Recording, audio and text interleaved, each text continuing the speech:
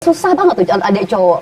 Itu Punya kenapa adik tuh ya? cowok? Punya adik cowok itu susah banget untuk kalau dinasihatin tuh kayaknya kalau masuk telinga kanan keluar telinga kiri gitu kan. Beda sama anak Ngelos dong ya, jadi iya, nggak gitu. ada halangannya. Iya ya? betul gitu. Oh Itu gitu. kenapa ya? Nah itu jangan tanya saya, Oh, iya. kan bukan kakaknya.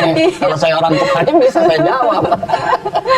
emang tapi buat Eva sendiri nggak seperti adiknya kan? Oh enggak, alhamdulillah Gampang enggak. dinasihatin. Agak-agak gampang lah dinasehatin. Oh gitu. Sudah berkeluarga? Oh sudah, Oh, alhamdulillah. berarti sudah siap dong menerima nasihat dari suami selalu dong. Iya, insya Allah, alhamdulillah. Alhamdulillah. Nah ini yang kita mau tanya nih sama Ustadz. Kira-kira gimana nih ketika kita memberikan nasihat dan ketika kita mendengarkan nasihat? Karena tema kita hari ini adalah susah menerima nasihat.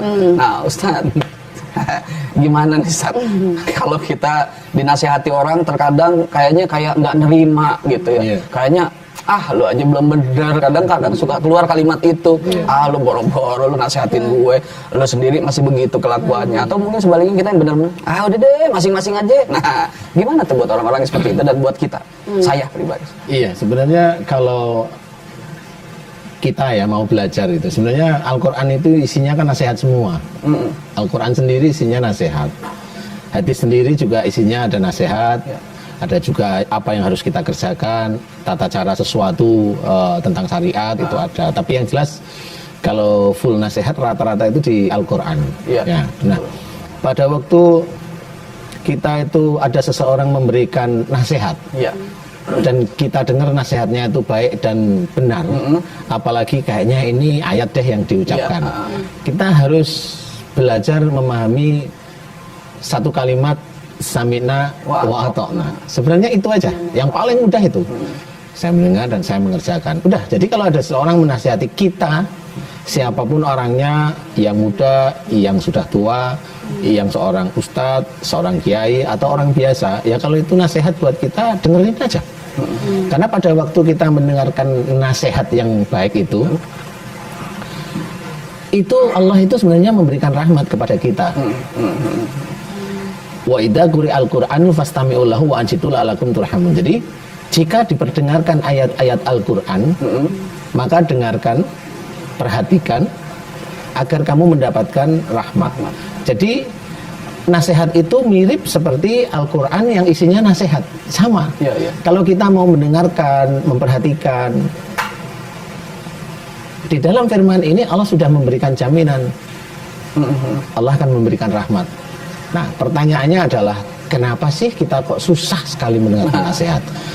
Kalau menurut saya, satu, bisa aja karena dia, kalau seorang muslim, dia belum begitu tahu. Itu satu. Yang kedua, dia secara teori mengerti, tapi karena dia merasa tahu ilmu agamanya, ya itu jadi keblinger, istilahnya orang Jawa itu keblinger. Jadi kalau ada orang menasihati, dia lihat ini sekolahnya di mana, sekolahnya di sini, dia sudah merendahkan.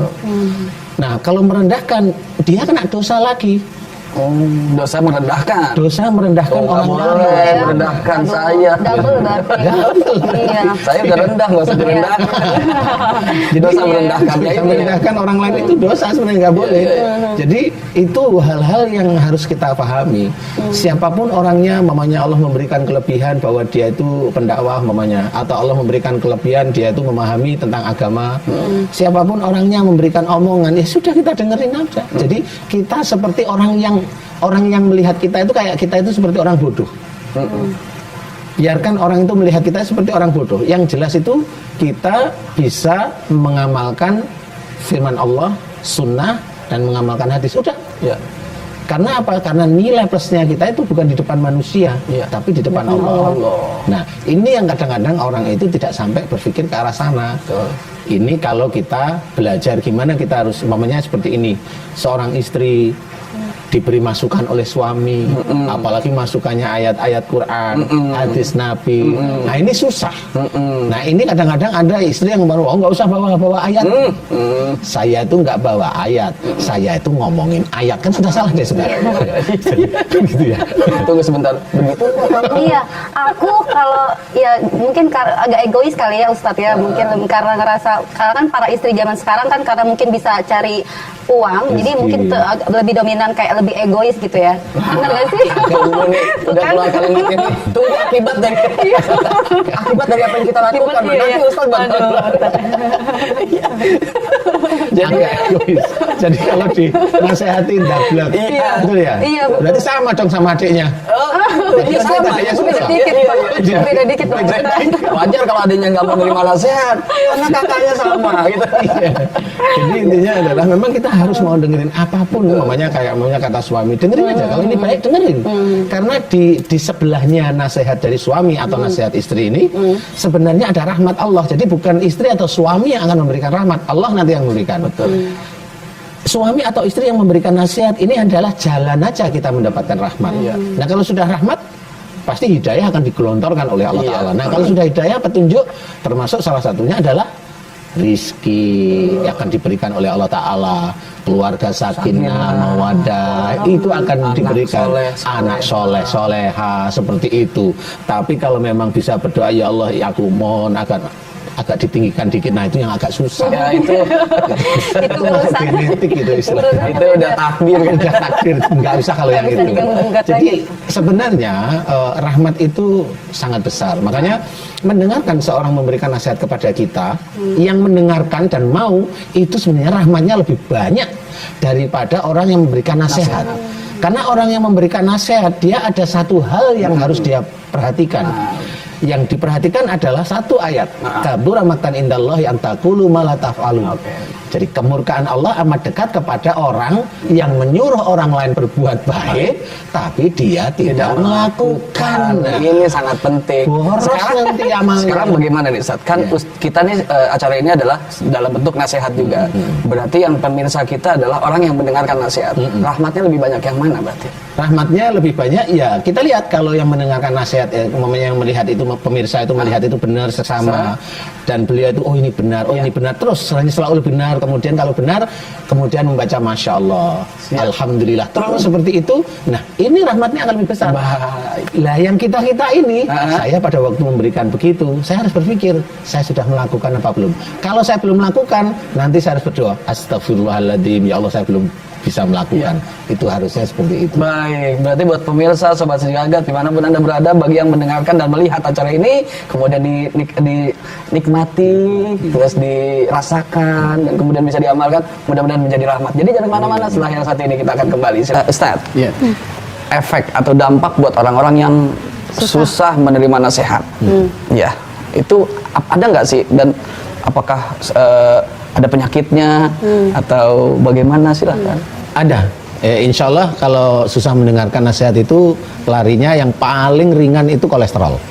Kolesterol. Jadi kolesterol itu insya Allah itu dia ada, kalau orang susah mendengarkan nasihat kan sebenarnya kaku hatinya. Jadi nggak mau menerima, menerima masukan, merasa ngerti, merasa lebih, atau tadi merasa kalau sudah cari uang itu kan ada merasa yang Ego, aku kan ya. sebenarnya Ego. bisa begini, Iya. ada ego. Iya, ego. Nah tapi sebenarnya itu larinya ke arah agak susah dikendalikan, agak susah diberi masukan sebenarnya. Nah ini nanti kolesterol itu akan muncul.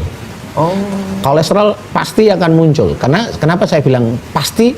Karena menurut penelitian saya hampir semua orang yang ngeyel, agak egois, itu awal kolesterol naik. Pasti itu sudah. Berarti saya harus siap-siap dengan kolesterol ya. Iya. Tapi kalau memang itu sudah diketahui kayak seperti ini, momennya seperti Mbak Eva, kemudian pemirsa di rumah Iya. tahu, kemudian gimana ya caranya saya tidak Nah, dapat ini. kolesterol? Atau pemirsa kan ini biasanya kan ada yang sudah terkena kolesterol. Iya. Gimana caranya saya bisa menurunkan atau menormalkan? Ya sudah, didengarkan aja cara kita sampai nanti doa untuk kolesterol itu bagaimana untuk menurunkannya kan seperti itu. Nah, disinilah yang harus kita ketahui bahwasanya kenapa Allah itu sudah menceritakan dalam Quran wala tulqu biaidikum ila tahlukan, dan janganlah kamu menjerumuskan dirimu dengan perbuatan kita dengan ke dalam kebinasaan. Jadi sebenarnya seseorang yang melakukan perbuatan-perbuatan dosa, perbuatan-perbuatan yang dilarang oleh Allah Ta'ala, sebenarnya itu sudah mengantarkan ke arah kematiannya sendiri. Jadi kalau yang seperti itu Allah nggak ridho, tapi ngizinin mati sebenarnya. Tapi nggak ridho. Allah yang ridho adalah Allah ada seorang yang baik, yang begini, selalu ditolimi dan dia tetap istiqomah. Ya. Kemudian dia meninggal. Nah bisa aja Allah ridho yang seperti itu.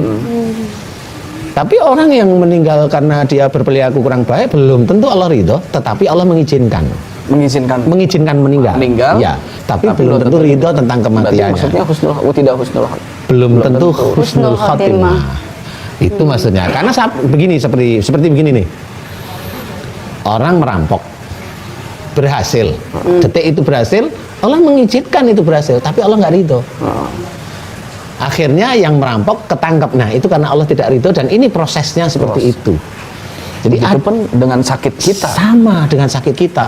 Kalau umpamanya ini kan kita memberikan nasihat, memberikan masukan lah kepada pemirsa di dunia ya. Kalau ini sudah di dunia ya, memberikan masukan. Kemudian kalau ini tidak diindahkan, itu yang terkena kolesterol itu sudah bisa naik nanti. Kalau dia ada emosi yang kuat kepada istrinya atau kepada suaminya, kolesterol naik nanti. Berarti Kalau dia ada marah lebih, naik kolesterol itu bisa terkena di ginjal. Kalau dia marahnya terus kepada suaminya atau pada istrinya ke ginjal. Kalau marahnya diem. Tapi kalau marahnya berlebih, jadi koroner ke jantung. Marahnya itu keluar. Oh ya. Berarti Diluapkan. itu cenderung sama orang yang punya badan gemuk, enggak juga Ustadz? Enggak juga. Enggak juga ya.